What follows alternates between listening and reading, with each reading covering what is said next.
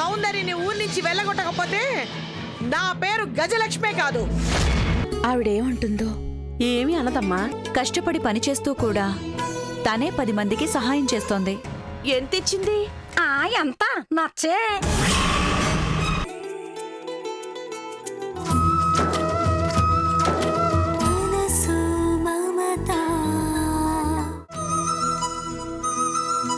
మనసు మమతలతో మెరిసే మనుషులతో కలిసే ప్రతి జన్మ ధన్యమే.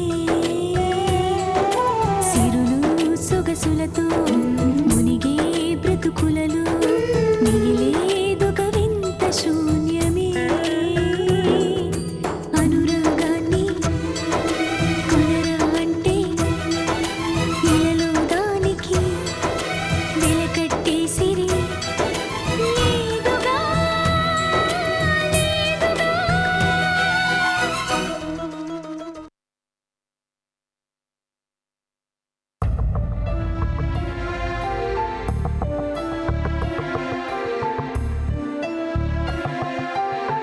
ఈ నెల ప్రభుత్వం శాంక్షన్ చేసిన గ్రాంటు అబ్బే ఎన్నిసార్లు అర్జీలు పెట్టినా పెంచరు.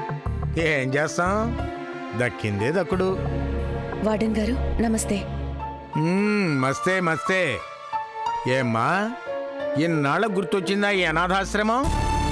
క్షమించండి, రావాలనే అనుకుంటున్నా. కుదరలేదు అంటావు, తీరిక దొరకలేదు అంటావు. ఎందుకు దొరుకుతుందిలే, ఇక్కడికి వచ్చే డబ్బు ఖర్చు అవుతుంది కదా. వార్డెన్ గారు, నేను బతుకుతుందే ఆ పిల్లల కోసం. నిజమే, వాళ్ళు బ్రతకాలంటే కావాలి కదా. రోజు కంచంలోకి అన్నం, పప్పు, కూర, సాంబారు ఫ్రీగా రావు కదమ్మా. ఏంటి మాట్లాడవే? ఇదిగోండి, ఈ చెక్ ఉంచండి.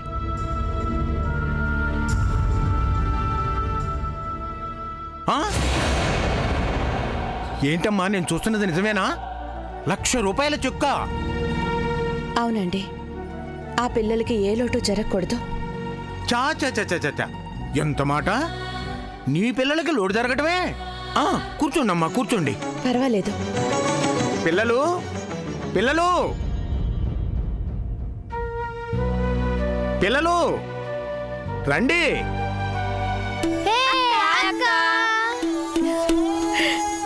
నీతో మాట్లాడి పో అక్క. ఇన్నాళ్ళు ఎందుకు రాలేదు? మీకోసమేనమ్మా. మీరంతా పెరిగి పెద్దవాళ్ళు కావాలి, పెద్ద పెద్ద చదువులు చదువుకుని గొప్పవాళ్ళు కావాలి. అదే నా ఆశ, ఆకాంక్ష. అందుకే నేను రాత్రింబవళ్ళు కష్టపడుతున్నాను. ఇంతకీ మీరెలా ఉన్నారు? మీరెంత బాగున్నారో పీకుపోయిన మీ మొహాలు చూస్తుంటేనే తెలుస్తోంది. ఇవన్నీ మీకోసమే, తీసుకోండి. ఇవేం మాకొద్దక్క, నువ్వు వారం వారం మమ్మల్ని చూసుకోవడానికి వస్తే చాలు. చెప్పక్క, వస్తావు కదా? తప్పకుండా వస్తాను. అయితే కాసేపు ఆడుకుందాం పదక్క. ఇప్పుడొద్దమ్మా. లేదు, ఆడుకోవాలి. ఇప్పుడు వద్దులే అమ్మా. అక్క రా అక్క, అక్క రా అక్క, పదక్క, అక్క రా.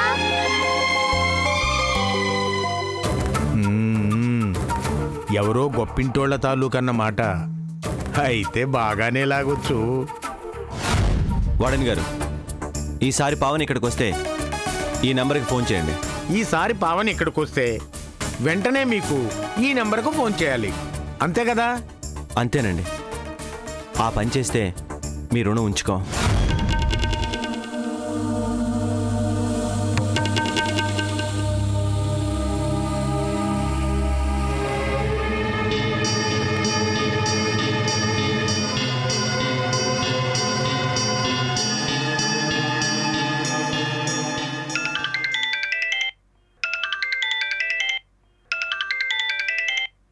హలో, ఎవరు? నేనండి, అనాథ శరణాలయం వార్డెన్ని. ఓ మీరా, చెప్పండి. ఆ రోజు మీరు వచ్చి ఆ అమ్మాయి మళ్ళీ వస్తే ఈ నెంబర్కు ఫోన్ చేయమని మీ విజిటింగ్ కార్డు కూడా ఇచ్చారు కదా. ఆ అమ్మాయి వచ్చింది. వచ్చిందా? ఎప్పుడు? ఎక్కడుంది? నా కళ్ళ ముందే పిల్లలతో కలిసి ఆడుకుంటోంది. మీరు త్వరగా వస్తే. తప్పకుండా ఇప్పుడే బయలుదేరుతున్నాం. సరే, మీరు వస్తున్నట్టు ఆవిడికి చెప్పమంటారా? వద్దొద్దు, మేమే సడన్గా వచ్చి సర్ప్రైజ్ చేస్తాం. సరే, మీరు వెంటనే రండి. అలాగే, వెంటనే బయలుదేరుతున్నామండి. Thank you. అమ్మా సూర్య, వదిన శరణాలయానికి వచ్చిందంట, పిల్లలతో ఆడుకుంటుందంట. నిజంగానా? చిన్నడా, ఎంత చల్లని మాట చెప్పావురా. వెళ్ళండి, వెంటనే వెళ్ళి అర్చని తీసుకురండి. వెళ్ళండి. అలాగేనమ్మా. సూర్య పద.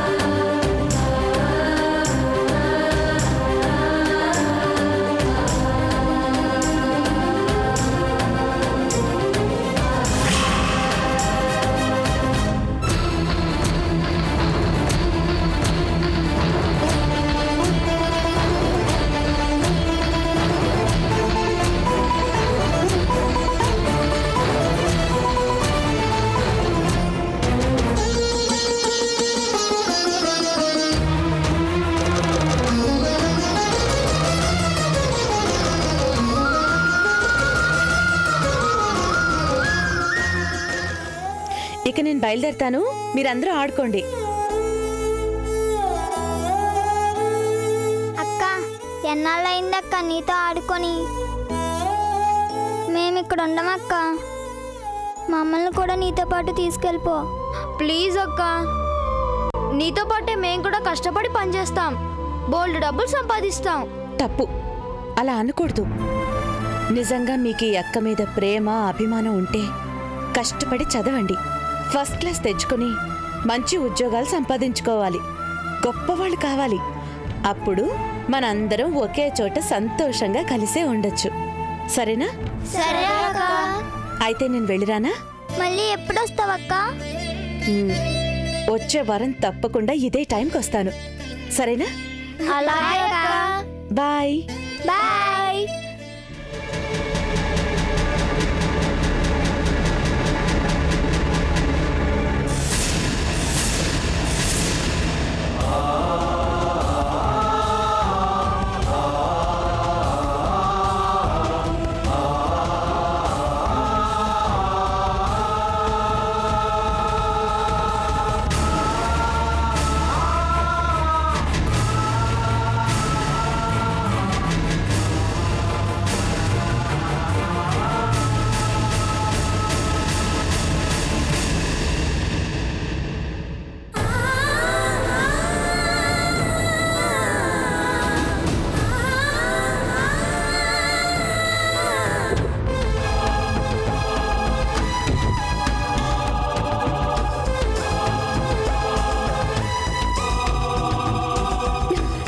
వార్డెన్ గారు, మా అక్క ఇది ఎక్కడుంది? త్వరగా పిలవండి. అయ్యో, ఇప్పుడే వెళ్ళిపోయిందమ్మా. వెళ్ళిపోయిందా? ఆపలేకపోయారా? మీరే చెప్పారు కదండి, వస్తున్నారు అని చెప్తానంటే వద్దు, సడన్ గా వచ్చి సర్ప్రైజ్ చేస్తాము అని. ఎక్కడికి వెళ్ళింది మా అక్క? తెలియదమ్మా. పోనీ ఎక్కడుంటుందో చెప్పిందా? లేదు సార్, ఆ పిల్లల కోసమే కష్టపడి పని చేస్తున్నాను అని మాత్రం చెప్పింది. ఎవరో విరాళంగా పంపించారని 1,00,000 రూపాయల చెక్కు కూడా ఇచ్చింది. నిజంగానా? తను ఎక్కడ పనిచేస్తుంది? ఆ వివరాలేమీ నాతో చెప్పలేదు సార్.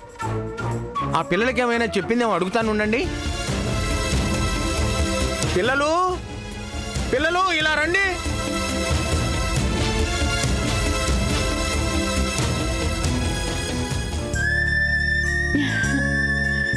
నేను మీకు గుర్తున్నానా? ఓ, ఎందుకు గుర్తులేరు? మీరు అక్క సిస్టర్స్ అని చెప్పారు కదా, ఎలా మర్చిపోతాం? మీ అక్క ఇప్పటిదాకా ఇక్కడే ఉంది కదా? అవును, ఇప్పుడు దాకా మాతోనే ఆడుకుంది. ఇంకాసేపు ఉండమన్నా ఉండకుండా వెళ్ళిపోయింది. ఆ, ఎక్కడికి వెళ్ళిందో తెలుసా? తెలీదు. పోనీ ఎక్కడుంటుందో తెలుసా? తెలీదు. మళ్ళీ ఎప్పుడొస్తుందో కనీసం అదైనా చెప్పిందా? ఓ చెప్పింది. వచ్చే వారం ఇదే టైంకి తప్పకుండా వస్తానని చెప్పింది. విన్నారు కదమ్మా, మీరు వచ్చే వారం సరిగ్గా ఇదే సమయానికి వస్తే మీ అక్కయ్యని తప్పకుండా కలుసుకోవచ్చు. సరేనండి, మేము వెళ్ళొస్తాం. మంచిదమ్మా. బాయ్. బాయ్.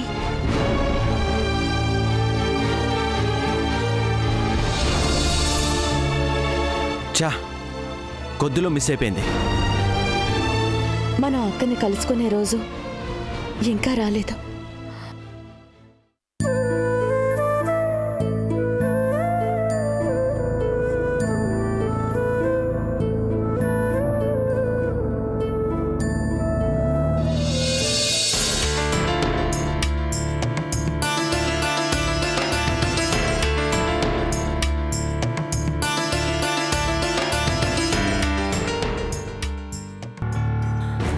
అమ్మ సూర్య, వచ్చారా?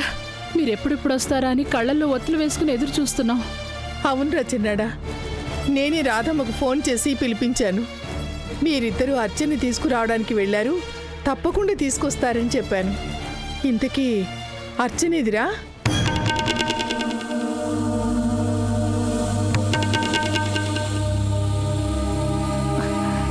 మాట్లాడరేం బాబు? అర్చన కనిపించిందా?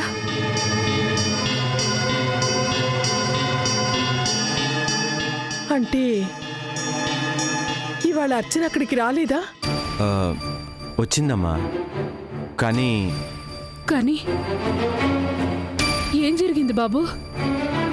మేము అక్కడికి వెళ్ళేసరికి అక్క వెళ్ళిపోయింది. మేము అక్కడికి వెళ్ళేసరికి అక్క వెళ్ళిపోయింది.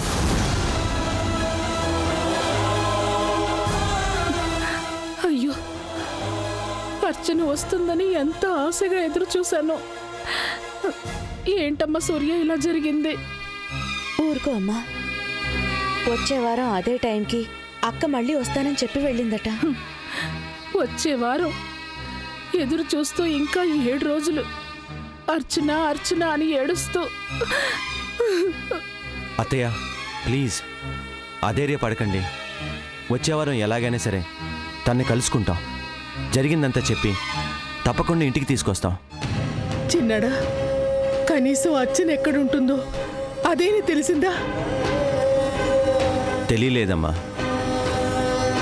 ఎక్కడుందో ఏం పనిచేస్తుందో కూడా తెలియలేదు. ఆ పిల్లల కోసం మాత్రం 1,00,000 రూపాయల చెక్ ఇచ్చిందట. మేం వెళ్లే ముందు దాకా ఆ పిల్లలతోనే ఆడుకుందట. తనకి తానేవో అనాథను అనుకుంటూ ఆ పిల్లల కోసమే బతుకుతోందమ్మా మీ అక్క. అందరూ ఉండి కూడా ఎక్కడో దిక్కులేని దానిలాగా ఒక్కతే. ఊరుకో అమ్మా, తను కాలిపోతూ కూడా ఎదుటి వాళ్ళకి వెలుగుల్ని పంచాలి అని ఆరాటపడే కొవ్వొత్తి లాంటిదమ్మా అక్క. అలాంటి మంచి మనసున్న దానికి ఆ దేవుడు ఎప్పుడూ అండగానే ఉంటాడు. దేవుడు నిజంగా ఆ దేవుడనే వాడే ఉంటే మీ అక్క జీవితంలో ఇన్ని అగ్ని పరీక్షల్ని సృష్టించడు. అడుగడుగునా కష్టాలని కన్నీళ్ళని మిగిల్చడు. లేదత్తయ్య, చీకటి తర్వాత వెలుతురు రావడం నిజమే అయితే ఈ కష్టాల కన్నీళ్ల సుడిగుండం దాటాక వదిన జీవితంలో తప్పకుండా మళ్ళీ వసంతం చిగురిస్తుంది. అన్నయ్య పక్కన నిలబడి సంతోషంగా చిరునవ్వులు చిందించే రోజు తప్పకుండా వస్తుంది. ఆ రోజు వచ్చేది ఎప్పుడో. కవల పిల్లలుగా పుట్టిన నా బిడ్డలిద్దరిని నేను నా కళ్ళారా చూసుకునేది ఎప్పుడో.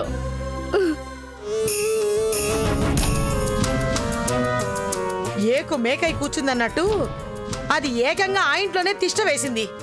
దొంగరాటకాలాడి ఆ గాయత్రి మనసును కరిగించేసింది. నా పని మింగలేక కక్కలేక అన్నట్టు చేసి పారేసింది.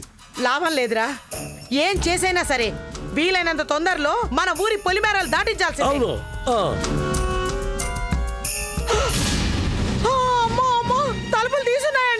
అయ్యో అయ్యో కొంప తీసి ఇంట్లో దొంగలు కాని పడలేదు కదా. రండి రండి. అయ్యో అయ్యో లోపలే పోయాడు దేవుడు.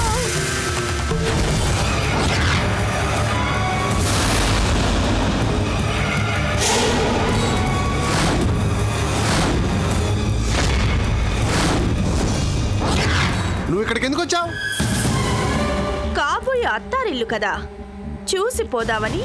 ఏయ్ తాళం పగలు కొట్టి దొంగలా జ్వరపడతావా? సిగ్గులేదు? బరి తెగించింది. దీంతో మాట్లాడే పోవే బయటికి. మామగారు అంతొద్దు. వేగ్గి అన్నారంటే కోడలు చెయ్యి పట్టుకున్నారని కేసు పెడతాను. ఇదిగో అత్తమ్మ, ఇన్నాళ్ళు ఇది నీ ఇల్లు, ఇక మీద నా ఇల్లు. సౌందర్య, అది మన పెళ్లి జరిగినప్పటి మాట. జరుగుతుంది శ్యాంక్, తప్పకుండా జరుగుతుంది. మీ అమ్మ నాన్నల సాక్షిగా నువ్వే నా మెళ్ళో 3 ముళ్ళు వేస్తావు. ఏంటి కలలు కంటున్నావా? ఖరీదైన కలలు కనడం, ఆ కన్న కలల్ని నిజం చేసుకోవడం ఈ సౌందర్యకి అలవాటే. నీ కలలు కలలుగానే మిగిలిపోతాయి. నువ్వు తలకిందులుగా తపస్సు చేసినా ఈ పెళ్లి జరగదు. మీ వదినమ్మ గాయత్రి దేవి చెప్పిన తర్వాత కూడా జరగదా? జరగదు. నీ దిక్కున చోట చెప్పుకో. ఈ మీసాల ఎగటెత్తాంది కూడా అదే మాట. ఆల్ రైట్, మీ మాట మీద మీరుండండి, నా మాట మీద నేనుంటాను.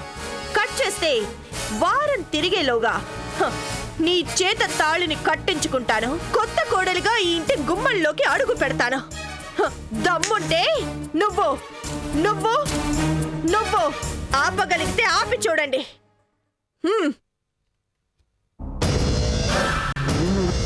నిశ్చితార్థం జరిగిందంటే సగం పెళ్లి అయిపోయినట్టే. మిగతా సగం మీ వదినే పూర్తి చేస్తానని నాకు ప్రామిస్ చేసింది. సో హారతి పళ్ళెంతో రెడీగా ఉండండి అత్తయ్య గారు.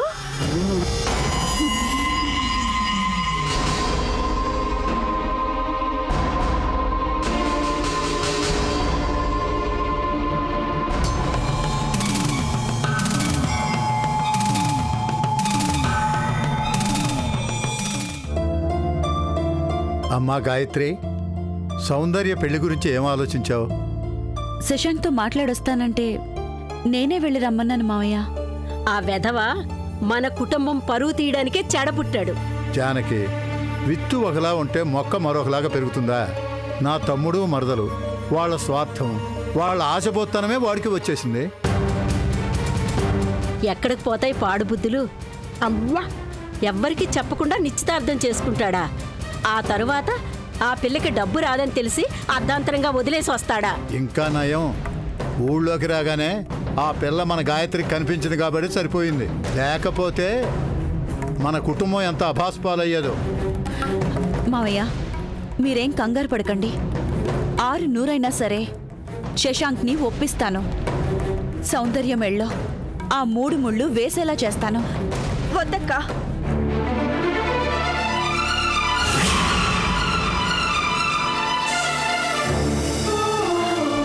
వద్దక్కా, వద్దు. ఈ పెళ్లి నేను చేసుకోను. అదేంటి సౌందర్య, శశాంక్ నిన్నేమైనా అన్నాడా? అనకుండా ఎలా ఉంటాడక్క? ఇప్పుడు నా వెనుక కోట్ల ఆస్తి లేదు, హోదా అంతస్తు ఏమీ లేవు. ఇప్పుడు శశాంక్ దృష్టిలో నేను ఒక రంగు వెలిసిన బొమ్మని, అంతే. అంటే నువ్వెళ్ళి అడిగినా కూడా? నేను వెళ్ళి అడిగినందుకే ఇలా చులకనగా మాట్లాడాడు, అనరాని మాటలు అన్నాడు. చివరికి నాకు అన్యాయం చేయకు శశాంక్ అని కాళ్ళు పట్టుకున్నా వెదిరించి కొట్టాడు. నీకు దిక్కున్న చోట చెప్పుకోపోవే అంటూ ఇష్టం వచ్చినట్టు మాట్లాడాడక్క. ఏమిటమ్మా, ఆ త్రాష్టుడు నిన్నంత మాట అన్నాడా? ఏం చూసుకునేటా వాడికి ఆ మిడిసిపాటు? వాడిని చెప్పు తీసి కొట్టినా పాపం లేదు. ఆడదంటే ఆట బొమ్మ అనుకుంటున్నాడా? అమ్మా సౌందర్య, నువ్వేం దిగులు పడద్దు. నిన్ను వాడు ఎలా చేసుకోవడో నేను చూస్తాను. వద్దంక, జీవితంలో ఇప్పటికే ఒకసారి దెబ్బ తిన్నదాన్ని. తనకిష్టం లేకుండా పెళ్లి చేసుకుని మాత్రం ఏం లాభం? వద్దు, ఇక నా పెళ్లి గురించి అందరూ మర్చిపోండి. సౌందర్య, నేను నిన్ను ఇంటికి తీసుకొచ్చింది నీ కర్మానికి నిన్ను వదిలేయడానికి కాదు. శశాంక్ని నేను ఒప్పిస్తాను. గుర్రాన్ని నీటి దాకా తీసుకురాగలవు కానీ బలవంతంగా నీళ్ళని తాగించగలవా అక్క? అవునక్క, బహుశా పెళ్ళనేది నా జీవితానికి అచ్చరాదేమో. ఏ జన్మలో చేసిన పాపమో ఈ జన్మలో అనుభవిస్తున్నాను. చాలు, నువ్వింకేం మాట్లాడుకో. పద, ఇప్పుడే వెళ్ళి శశాంక్తో తాడో పేడో తేల్చుకొనొద్దాం.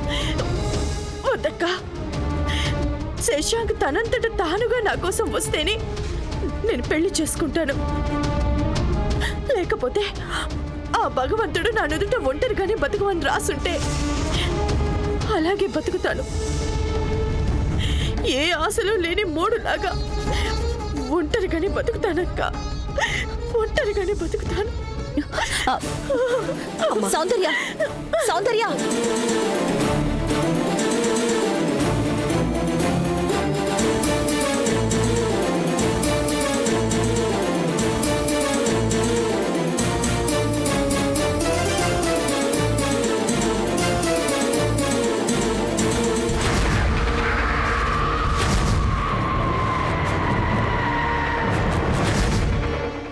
birds at one shot.